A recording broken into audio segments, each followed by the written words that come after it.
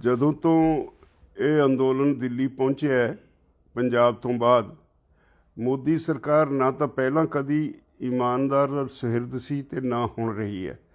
ਜਿੰਨੀਆਂ ਮੀਟਿੰਗਾਂ ਹੋਈਆਂ ਉਹਨਾਂ ਵਿੱਚ ਜੋ ਕੁਝ ਅਸੀਂ ਕਿਸਾਨ ਜਥੇਬੰਦੀਆਂ ਵੱਲੋਂ ਕਿਸਾਨਾਂ ਦਾ ਪੱਖ ਰੱਖਦੇ ਰਹੇ, ਉਹ ਹਰ ਗੱਲ ਨੂੰ ਤਰੋੜ ਮੋੜ ਕੇ ਲੋਕਾਂ ਦੇ ਸਾਹਮਣੇ ਗਲਤ ਢੰਗ ਨਾਲ ਪੇਸ਼ ਕਰਦੇ ਰਹੇ ਤੇ ਹਰ ਮੀਟਿੰਗ ਵਿੱਚ ਸਿੱਧ ਕੀਤਾ ਵੀ ਉਹਨਾਂ ਦੇ ਕਾਨੂੰਨ ਗਲਤ ਨੇ ਔਰ ਇਹਨਾਂ ਕਾਨੂੰਨਾਂ ਨੂੰ ਵਾਪਸ ਲੈ ਲੈਣਾ ਚਾਹੀਦਾ। ਤੇ ਜਿੰਨਾ ਕੁਝ ਵੀ ਉਹ ਕਹਿੰਦੇ ਸੀ ਜਦੋਂ ਗਲਤ ਸਿੱਧ ਕਰਦੇ ਸੀ ਤਾਂ ਸਰਕਾਰ ਉਹਨੂੰ ਇਸ ਤਰ੍ਹਾਂ ਪ੍ਰਚਾਰਦੀ ਸੀ ਜਿਵੇਂ ਅਸੀਂ ਇਹ ਮੰਗ ਕਰਦੇ ਹੋਈਏ ਕਿ ਇਹ ਕਾਨੂੰਨ ਦੇ ਵਿੱਚ ਸੋਧਾਂ ਕੀਤੀਆਂ ਜਾਣ। ਅਸੀਂ ਬੜੇ ਸਪਸ਼ਟ ਹਾਂ ਇਸ ਮਸਲੇ ਤੇ ਵੀ ਸੋਧਾਂ ਕਰਨ ਨਾਲ ਇਹ ਮਸਲਾ ਹੱਲ ਨਹੀਂ ਹੁੰਦਾ, ਕਿਉਂਕਿ ਜੇ ਸੋਧਾਂ ਅਸੀਂ ਮੰਨ ਵੀ ਲੈਂਦੇ ਹਾਂ ਤਾਂ ਟੈਂਪਰੇਰੀਲੀ ਸਾਨੂੰ ਲੱਗੂਗਾ ਵੀ ਅਸੀਂ ਆਪਣਾ ਜਿਹੜਾ ਮਸਲਾ ਸੀ ਉਹ ਹੱਲ ਕਰਾ ਲਿਆ, ਪਰ ਅਸਲੀਅਤ ਇਹ ਹੈ ਵੀ ਕਾਨੂੰਨ ਤਾਂ ਸਟੈਂਡ ਕਰੇਗਾ ਨਾ। ਜਦੋਂ ਕਾਨੂੰਨ ਸਟੈਂਡ ਕਰੇਗਾ ਤਾਂ ਉਹਨੂੰ ਕਿਸੇ ਵੇਲੇ ਵੀ ਸਰਕਾਰ ਫਿਰ ਉਹਦੇ 'ਚ ਅਮੈਂਡਮੈਂਟ ਕਰਕੇ ਫਿਰ ਐਕਟੀਵੇਟ ਕਰ ਸਕਦੀ ਹੈ। ਇਸ ਲਈ ਜਦੋਂ ਸਰਕਾਰ ਦਾ ਇਹ ਅਧਿਕਾਰ ਖੇਤਰ ਹੀ ਨਹੀਂ, ਖੇਤੀ ਰਾਜਾਂ ਦਾ ਵਿਸ਼ਾ ਹੈ, ਇਸ ਕਰਕੇ ਉਹ ਕਾਨੂੰਨ ਬਣਾ ਹੀ ਨਹੀਂ ਸਕਦੀ ਖੇਤੀ ਦੇ ਉੱਤੇ ਕੇਂਦਰ ਸਰਕਾਰ ਸਟੇਟਾਂ ਦੇ ਖਿਲਾਫ। ਸੰਵਿਧਾਨ ਦੀ ਉਲੰਘਣਾ ਕਰਕੇ ਉਹਨਾਂ ਨੇ ਇਹ ਕਾਨੂੰਨ ਬਣਾਏ ਹੈ। ਇਸ ਕਰਕੇ ਅਸੀਂ ਇਹਨਾਂ ਕਾਨੂੰਨਾਂ ਨੂੰ ਮੁੱਢੋਂ ਹੀ ਰੱਦ ਕਰਦੇ ਰਹੇ ਹਾਂ ਔਰ ਅਸੀਂ ਮੰਗ ਕੀਤੀ ਹੈ ਹਮੇਸ਼ਾ ਵੀ ਇਹ ਤਿੰਨੋਂ ਕਾਨੂੰਨ ਜਿਹੜੇ ਨੇ ਇਹਨਾਂ ਨੂੰ ਸਰਕਾਰ ਵਾਪਸ ਲਵੇ ਔਰ ਕਿਸਾਨਾਂ ਨੂੰ ਆਰਥਿਕ ਇਨਸਾਫ ਦੇਵੇ। ਤੇ ਹੁਣ ਕੁਝ ਦਿਨਾਂ ਤੋਂ ਫਿਰ ਬੜੀ ਤੇਜ਼ੀ ਨਾਲ ਮੋਦੀ ਸਰਕਾਰ ਇਹ ਪ੍ਰਚਾਰ ਕਰ ਰਹੀ ਸੀ, ਉਹਦੇ ਸਾਰੇ ਗੋਦੀ ਮੀਡੀਆ, ਸਾਰੇ ਸਰਕਾਰੀ ਮਿਸ਼ਨਰੀ ਲੋਕਾਂ ਨੂੰ ਗੁੰਮਰਾਹ ਕਰਨ ਲੱਗੀ ਹੋਈ ਸੀ। ਕਦੇ ਜਿਹੜੇ ਸੀ ਪਹਾੜੇ ਦੇ ਸੱਜਣ ਖੜੇ ਕਰਕੇ ਕਿਹਾ ਜਾ ਰਿਹਾ ਸੀ ਵੀ ਲਓ ਜੀ ਸਾਡੇ ਲੋਕ ਤਾਂ ਇਹਨਾਂ ਕਾਨੂੰਨਾਂ ਦੇ ਹੱਕ 'ਚ ਨੇ। ਅਸਲੀਅਤ ਇਹ ਹੈ ਵੀ ਸਰਕਾਰ ਪੈਰਾਂ ਤੋਂ ਉਖੜ ਚੁੱਕੀ ਹੈ। ਉਹ ਕਹਿੰਦੇ ਸੀ ਵੀ ਕਿਸਾਨ ਗੱਲਬਾਤ ਕਰਨ ਲਈ ਤਿਆਰ ਨਹੀਂ।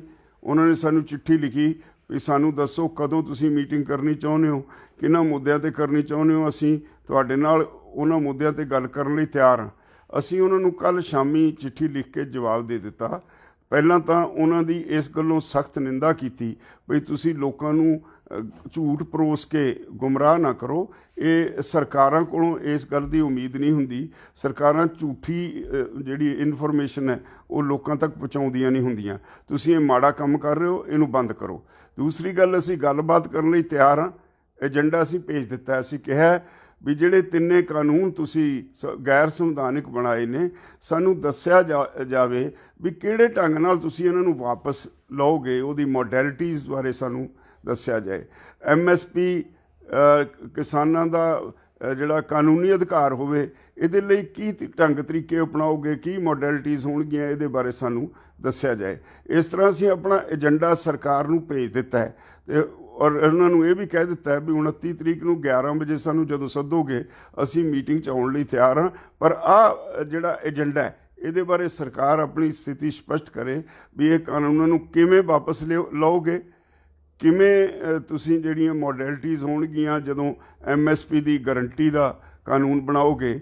ਤਾਂ ਇਹਦੇ ਲਈ ਹੁਣ ਸਰਕਾਰ ਨੇ ਆਪਣਾ ਮਨ ਬਣਾ ਕੇ ਦੱਸਣਾ ਵੀ ਸਾਡੇ ਨਾਲ ਉਹ ਕੀ 29 ਤਰੀਕ ਨੂੰ ਮੇਜ਼ 'ਤੇ ਬੈਠ ਕੇ ਗੱਲ ਕਰਨ ਲਈ ਤਿਆਰ ਨੇ ਕਿ ਨਹੀਂ। ਹਾਲੇ ਤੱਕ ਸਰਕਾਰ ਨੇ ਕਨਫਰਮ ਨਹੀਂ ਕੀਤਾ। ਤਾਂ ਮੈਂ ਇੱਕ ਆਪਣੇ ਭਾਈਚਾਰੇ ਨੂੰ ਬੇਨਤੀ ਕਰਾਂਗਾ, ਸਰਕਾਰ ਤੇ ਸਰਕਾਰ ਦੀਆਂ ਏਜੰਸੀਆਂ ਬਹੁਤ ਪੱਬਾਂ ਭਾਰ ਹੋਈਆਂ। ਮੈਨੂੰ ਇਸ ਗੱਲ ਦੀ ਬਹੁਤ ਖੁਸ਼ੀ ਹੈ ਵੀ ਸਾਡੇ ਜਿਹੜੇ ਨੌਜਵਾਨ ਬੱਚੇ ਨੇ ਉਹਨਾਂ ਨੇ ਸਾਰਾ ਕੰਟਰੋਲ ਇੱਥੇ ਪ੍ਰਬੰਧਾਂ ਦਾ, ਜਿਹੜੀਆਂ ਲੋਕਾਂ ਨੂੰ ਮੁਸ਼ਕਲਾਂ ਆਉਂਦੀਆਂ ਉਹਨਾਂ ਦਾ ਸਾਰਾ ਕੁਝ ਆਪਣੇ ਹੱਥਾਂ 'ਚ ਲੈ ਕੇ ਬਹੁਤ ਹੀ ਵਧੀਆ ਢੰਗ ਨਾਲ ਨਿਭਾ ਰਹੇ ਨੇ। ਇਹ ਹੋਰ ਵੀ ਅੱਛੀ ਗੱਲ ਹੈ ਵੀ ਉਹ ਇਹ ਖੁਦ ਮਹਿਸੂਸ ਕਰਨ ਲੱਗੇ ਨੇ ਵੀ ਇਹ ਸਾਡਾ ਅੰਦੋਲਨ ਹੈ, ਇਹਦੇ ਵਿੱਚ ਸ਼ਾਂਤਮਈ ਅੰਦੋਲਨ ਰਹੇਗਾ ਤਾਂ ਅਸੀਂ ਜਿੱਤਾਂਗੇ, ਜੇ ਸ਼ਾਂਤੀ ਭੰਗ ਹੋ ਗਈ ਤਾਂ ਅੰਦੋਲਨ ਦਾ ਨੁਕਸਾਨ ਹੋ ਜਾਏਗਾ। ਸਰਕਾਰ ਦੇ ਬਹੁਤ ਸਾਰੇ ਅੰਸ਼ ਨੇ, ਸਰਕਾਰ ਦੀਆਂ ਏਜੰਸੀਆਂ ਨੇ, ਕੋਈ RSS ਦੇ ਭੇਜੇ ਹੋਏ ਬੰਦੇ ਨੇ ਜਿਹੜੇ ਇੱਥੇ ਆ ਕੇ ਆਪੋ ਆਪਣੇ ਢੰਗ ਨਾਲ ਕਿਸਾਨਾਂ ਦੇ ਇਸ ਅੰਦੋਲਨ ਨੂੰ ਲੀਹ ਤੋਂ ਲਾਉਣ ਦੀ ਕੋਸ਼ਿਸ਼ ਕਰਦੀਆਂ ਨੇ। ਤੇ ਬੜੀ ਖੁਸ਼ੀ ਦੀ ਗੱਲ ਹੈ ਵੀ ਸਾਡੇ ਨੌਜਵਾਨਾਂ ਨੇ ਉਹਨਾਂ ਨੂੰ ਫੜਿਆ, ਘੇਰਿਆ ਔਰ ਪੁਲਿਸ ਦੇ ਹਵਾਲੇ ਕੀਤਾ।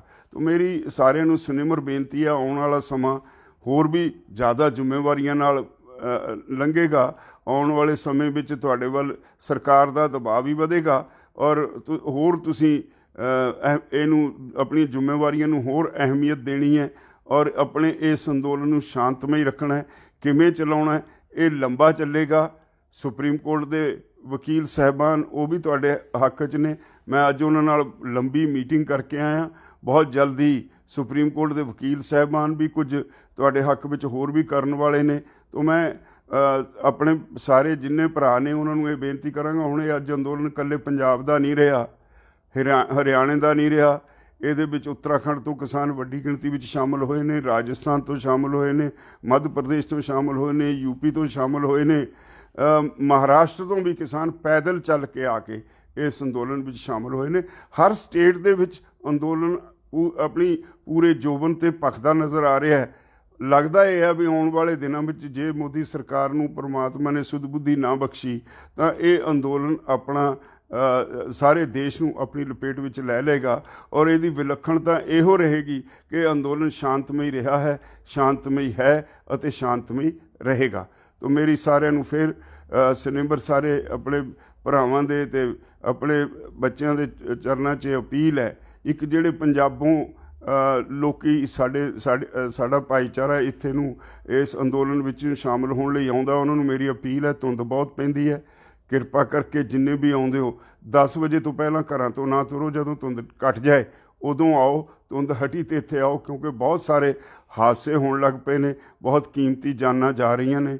ਇਹ ਸਾਰਿਆਂ ਨੂੰ ਸਨਿਮਰ ਬੇਨਤੀ ਹੈ ਵੀ ਇੱਥੇ 10 ਵਜੇ ਤੋਂ ਚੱਲ ਕੇ ਸ਼ਾਮ ਤਾਈਂ ਪਹੁੰਚੋ। ਜੇ ਵਾਪਸ ਵੀ ਮੁੜਨਾ ਤਾਂ ਇੱਥੇ ਰਾਤ ਕੱਟ ਕੇ ਅਗਲੇ ਦਿਨ ਫਿਰ 10-11 ਵਜੇ ਤੋਂ ਬਾਅਦ ਵਾਪਸ ਜਾਓ। ਔਰ ਮੈਂ ਉਮੀਦ ਤਾਂ ਹੁਣ ਇਹ ਕਰਾਂਗੇ ਵੀ ਆਉਣ ਵਾਲੇ ਦਿਨਾਂ ਵਿੱਚ ਕੋਈ ਵੀ ਜਿਹੜਾ ਸਾਡਾ ਸੁਹਿਰਦ ਸੱਜਣ ਹੈ ਉਹ ਆਪਣੇ ਘਰਾਂ ਵਿੱਚ ਨਹੀਂ ਬੈਠੇਗਾ। ਔਰ ਇਹ ਫਿਰ ਇੱਕ ਵਧਾਈ ਦਿਆਂਗਾ ਤੁਹਾਨੂੰ, ਸਰਕਾਰ ਨੇ ਪੰਜਾਬ ਅਤੇ ਹਰਿਆਣੇ ਦੇ ਵਿੱਚ ਫੁੱਟ ਪਾਉਣ ਦੀ ਕੋਸ਼ਿਸ਼ ਕੀਤੀ। ਜਿਸ ਢੰਗ ਨਾਲ ਸਾਡੇ ਹਰਿਆਣੇ ਦੇ ਭਰਾਵਾਂ ਨੇ ਮੂੰਹ ਤੋੜ ਜਵਾਬ ਦਿੱਤਾ ਸਰਕਾਰ ਦੀ ਇਸ ਕੋਝੀ ਨੀਅਤ ਦਾ, ਉਹ ਆਪਣੇ ਆਪ ਵਿੱਚ ਇੱਕ ਮਿਸਾਲ ਹੈ। ਪੰਜਾਬ ਅਤੇ ਹਰਿਆਣੇ ਦੇ ਭਰਾਵਾਂ ਦੀ ਜਿਹੜੀ ਇਹ ਜੱਫੀ ਪਈ ਹੈ, ਵਾਹਿਗੁਰੂ ਇਹਨੂੰ ਹੋਰ ਨਿੱਘੀ ਕਰੇ, ਹੋਰ ਇਹਨੂੰ ਮਜ਼ਬੂਤ ਕਰੇ। ਪੋਲੀਟੀਕਲ ਲੋਕ ਜਿਹੜੇ ਲੜਾਈਆਂ ਪਾਉਂਦੇ ਰਹੇ ਨੇ ਉਹਨਾਂ ਨੂੰ ਇਹ ਤੋਂ ਸਬਕ ਸਿੱਖਣਾ ਚਾਹੀਦਾ ਹੈ। ਹੁਣ ਉਹਨਾਂ ਦੀ ਕੋਈ ਚਾਲ ਚੱਲੇਗੀ ਨਹੀਂ।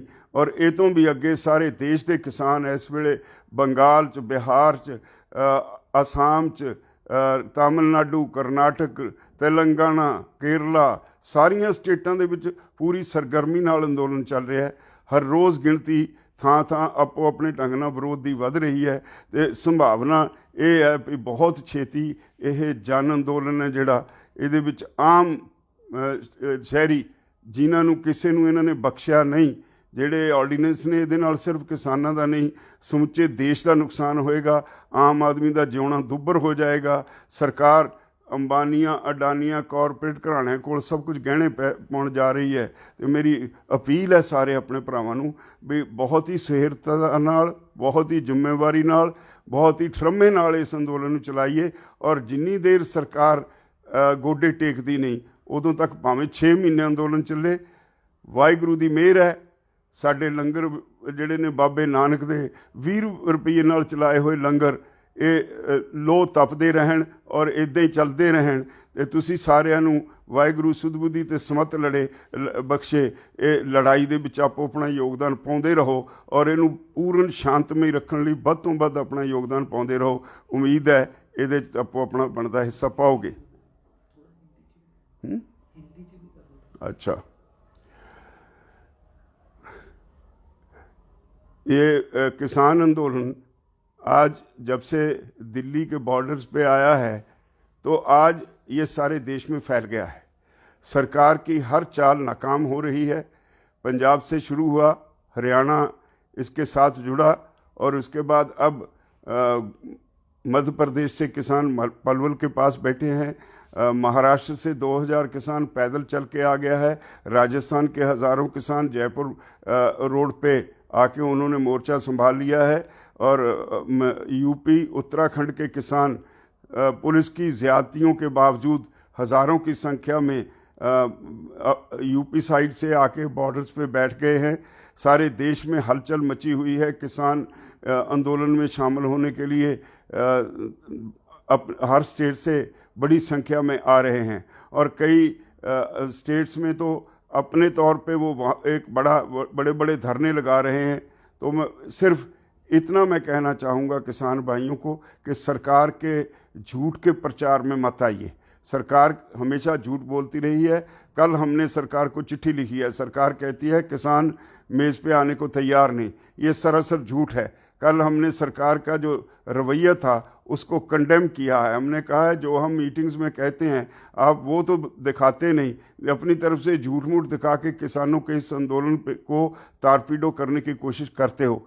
इसको हम कतई टॉलरेट नहीं करेंगे और सरकारों से ये उम्मीद नहीं होती कि वो झूठ बोले। लेकिन आज की सरकार का बेसिक जो खासा है वो है ही झूठ का। इसलिए हमने उनको लिखा है कि हम बात करने के लिए तैयार हैं। 29 तारीख को 11 बजे हम, अगर सरकार कंफर्म करेगी तो जहां सरकार कहेगी वहां हम आएंगे। लेकिन हम एजेंडा हमने सेट कर दिया है। हमने कहा है कि हमारी जो मांग शुरू से रही है, हम अमेंडमेंट्स बिल्कुल नहीं चाहते। हमारी मांग रही है कि ये जो तीनों कानून केंद्र सरकार ने गैर संवैधानिक बनाए हैं, इन कानूनों को वापस लेने के लिए क्या मॉडलिटीज़ होंगी वो डिस्कस करने के लिए हमें बताया जाए। और जो एमएसपी है उसका right to MSP, legal right to MSP के लिए क्या क्या मॉडलिटीज़ होंगी, ऐसा हमने एजेंडा भारत सरकार को भेज दिया है कि इस पे जब आप बुलाओगे हम बातचीत के लिए आएंगे। अभी तक सरकार ने कंफर्म नहीं किया नेक्स्ट मीटिंग का, लेकिन हमने अपनी तरफ से जो सरकार कहती थी किसान मेज़ पे आने के लिए तैयार नहीं, उनको एजेंडा भी भेज दिया है और 29 तारीख का 11 बजे का समय भी दे दिया है। अगर सरकार कंफर्म करेगी तो हम मीटिंग में जाएंगे, शामिल होंगे। लेकिन आप सबसे निवेदन है कि जिस तरह से आपने अब तक शांति बनाई रखी, और मुझे तसल्ली है कि सरकार की एजेंसियों के अलग अलग तरीक़ों के बावजूद, आरएसएस के अपने इस आंदोलन को बदनाम करने के तरीक़ों के बावजूद आप सब ने तहम्मुल से जिस तरह इस आंदोलन को शांत में रखा है, अब किसी की ताकत नहीं इस आंदोलन को पीछे धकेल सके। आपकी जीत यकीनन होगी और मैं उम्मीद करता हूँ आप सभी मेरी इन विनंतियों पे अमल करते हुए अपनी अपनी जगह पे अपना अपनी जिम्मेवारी संभाल लेंगे और सरकार की हर चाल को नाकाम बनाएंगे। आखिर में जीत किसानों की होगी। धन्यवाद।